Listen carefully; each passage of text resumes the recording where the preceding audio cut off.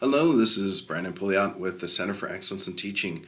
We're going to take a look at a tool called Outcomes in Canvas, which is going to allow us to assess our institutional learning competencies within the learning management system and get that data out and use it for informing choices, decisions, where we are, for competency mapping, for all that kind of stuff. So, first, I wanted to say on our website, home, academics, and then institutional learning competencies is where you can find all this information. I will be adding a link to this to the faculty resources site within Canvas, so that's easy to access for you. We're going to go ahead and open up one of these rubrics. We'll use collaboration. That's great. Here's the collaboration rubric. You see across the top are our levels of proficiency, and below that are the criteria. So we've got criteria and proficiency or competency across the top. Now, what you're not going to see in Canvas, and we'll get to that, are these descriptions here. So you'll want to use these rubrics as job aids as you go through and grade or assess the competency of your students. So I'm here, I'm in Canvas, I'm just in my course. And you can see I've already got some things set up here, including an assignment here, which is what we're going to use for this demo. But I want to go to the tool called Outcomes because I need to pull in outcomes that I'm going to be using before I can use them as part of an assessment strategy. So I'm going to go ahead and click on Outcomes here.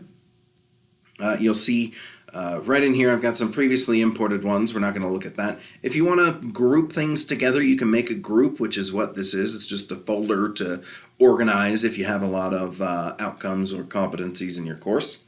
But what I want to do is I actually want to click on Find.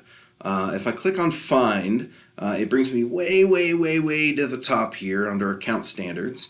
You may see a couple of different accounts up here, but you want to look for the one that is Laramie County Community College. Click on that, and then you can see is another group with our institutional competencies in there. So the rubric that I have up is for collaboration. So we're going to go ahead and import some of the collaboration criteria in to assess on that assignment that we were looking at. These numbers here are just simply the order that they were in. So IC is institutional competency. The numbers here are just to identify. So if I click into collaboration, you'll notice that the individual, a criterion follows that naming convention and then has a .01. And so that just means it was the first criterion on the list in the rubric. So these should match those rubrics that we were looking at. We'll pull that back up in a second. So let's say I want to import these. If I click on it, you can see I don't have all of the information I might like. I don't have those detailed descriptions, but I can see what I'm able to rate things at in a 0 to 4 scale, how these things are, how these competencies are calculated. This is on a global basis. So if a student is taking multiple courses with the same institutional competency criterion being assessed in both of those courses, the most recent item counts as 65% of their total competency score, and all of the other ones count for 35%, the remaining portion of that score. Now, if you only have one rating, that's going to count as 100% of the student's competency score. So, for this assignment, I need 1, 3, and 4. I'm going to go ahead and click Import to bring in the first one. It gives me a message that says, "Are you sure?" I'm going to say yes. Notice that if I click Find, it brings me right back to where I was so that I don't have to hunt around for it again. I'm going to click Import again. And we'll pull in the last one that I need for this assignment here as well. Perfect. So I've got all 3 of those in my course. Now, if I go to modules, I can go to my assignment, or I can also click on the assignments tool, which currently I have hidden, but I can still get to it as the instructor of the course. So this one's an actual assignment. The second one here is a quiz. The next video I'll be doing is going to go over how to attach outcomes to quizzes, so competencies for for your course. I'm going to click on my assignment here. You'll see it brings me in with some beautiful lorem ipsum up there to fill the gaps. And once all this is set up, we're not going to go over setting up an assignment, but we will cover setting up a rubric a little bit. You'll see at the bottom, I can click plus rubric. I'll cancel and show that again, plus rubric. Please take the first step and rename this something that makes sense to you, and probably to your students as well. So I've called mine Upper Air Charts Rubric. You'll notice that Upper Air Charts is the name of my assignment. We have an existing criterion here. I can click edit. I can put in whatever I want to. I can put in a long description.